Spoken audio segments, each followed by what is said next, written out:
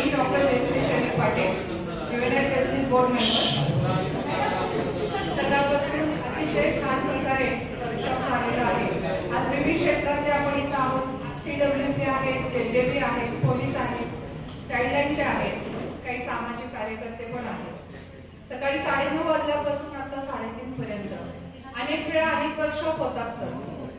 आमच्या वैद्यकीय क्षेत्रातले होतात, पोलीस क्षेत्रातले होतात आणि महिला बालकल्याणच्या सामाजिक क्षेत्रातले होतात.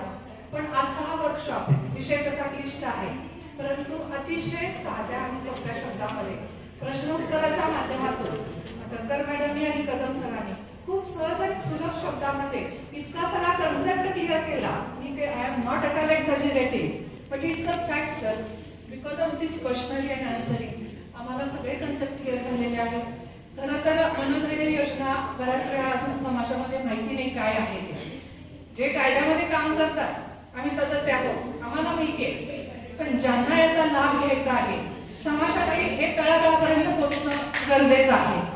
आणि मला वाटतं सर, मला वाटतं की आमच्या सदस्यांना किंवा आपण इथं जे काम करतो त्या सगळ्यांसाठी आपण ट्रेनिंग घेतलेलं आहे.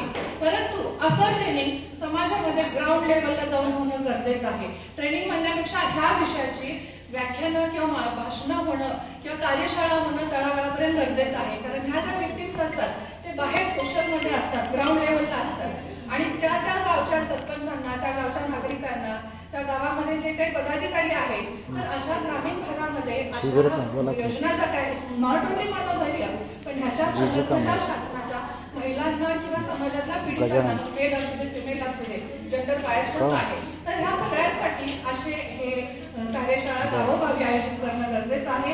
आणि खूप छान आणि सोप्या शब्दामध्ये पण जो योग्य कायदा आहे, टू दी पॉइंट आमचे सगळे क्वेश्चन्स आणि आन्सर्स क्लिअर झालेले आहेत. आता अगदी ब्लाइंडली जरी बाहेर कोणी विचारलं, ऑन दी स्पॉट विचारलं, तरी सगळ्यांचे आन्सर्स परफेक्ट आहेत. आणि ह्या अशा एवढ्या छान ऑर्गनायझेशन बद्दल खूप खूप धन्यवाद. थँक्यू.